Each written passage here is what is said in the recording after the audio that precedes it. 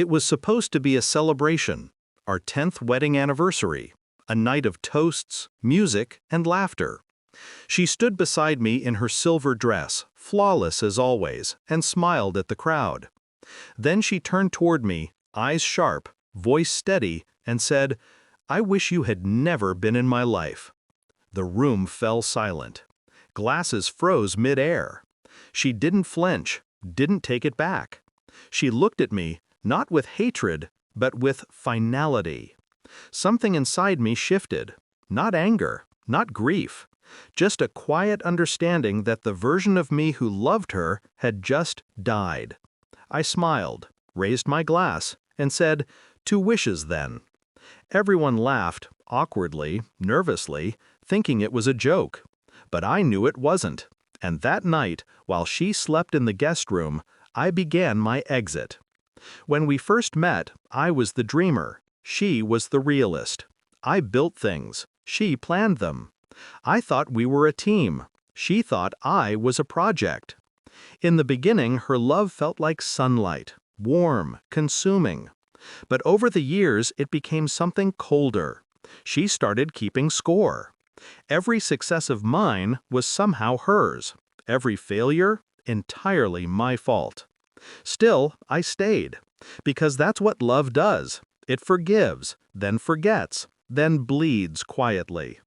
But that night, when she humiliated me in front of everyone, friends, colleagues, family, I stopped bleeding. I started calculating. The next morning, I made coffee. Black, no sugar. She came downstairs pretending nothing had happened. Typical. I placed a cup in front of her. "Big day today," I said. She frowned. "What do you mean?" "You'll see." Then I kissed her forehead, the last act of affection I would ever give her, and left. By noon, the house was listed under a private auction clause I'd quietly added to our deed years ago. By 3 p.m., the joint accounts were closed, funds transferred legally through a trust she didn't even know existed. By sunset, the utilities were disconnected, the car keys dropped at a dealership, and my phone wiped clean. I left no forwarding address, no note, no explanation, just absence.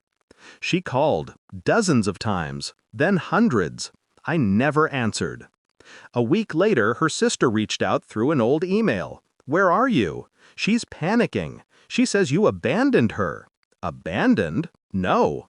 I simply granted her wish. She wanted me gone, so I gave her exactly that, but with precision. Everything in that house was under my name: the mortgage, the insurance, the equity. She had nothing but her clothes and her pride, and I took both from her without lifting a finger. Months passed. I watched from afar. New city, new name, new life. I didn't stalk her. I just stayed informed. She sold her jewelry to cover debts. Tried to apply for new credit, only to realize the accounts were frozen due to irregular authorizations. Her own, of course. And the job she'd once mocked me for keeping?